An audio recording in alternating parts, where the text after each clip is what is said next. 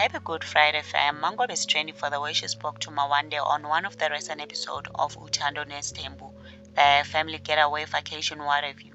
What had happened was the family was gathering around the fire.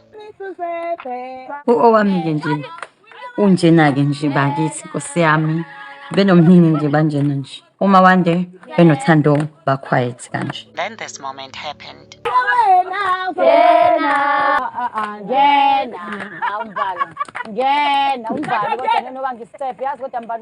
Lento enziwa uMawande njengamanje is exactly into uMpilo wabe esuke ezoyenza. This is how Mangwabe reacted to that matter.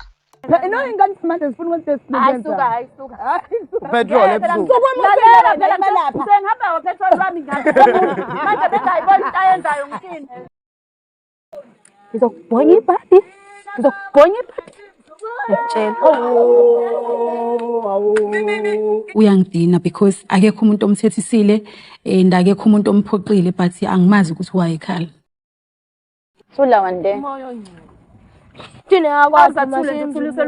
Ngicabanga ukuthi mhlambe bevele engathandi ukusina vele yena-ke akayena umuntu ophaphile.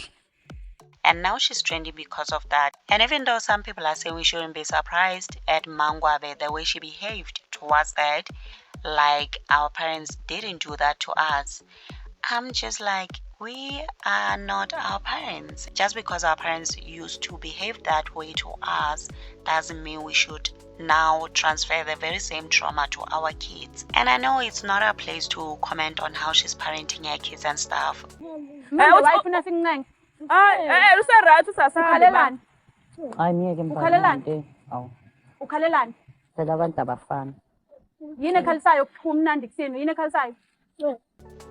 we're here, okay? And we're doing that. Kind of felt bad for Mawande because kids are different. Just because you want your kid to be bubbly and stuff around other kids doesn't mean that's how they are.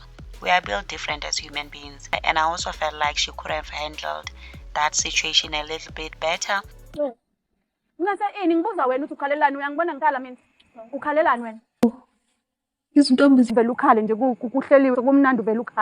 Wena wedwa nje uvela uphihlike izingane ezincane azikhala ikhala wena ungasiphathi kanjalo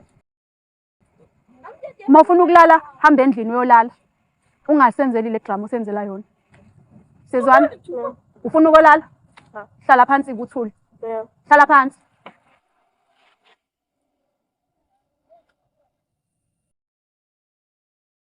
Angifuni umuntu ozonikeza the wrong impression phambi kwamehla abantu as if kukhona into wrong eyenziwe kuyena.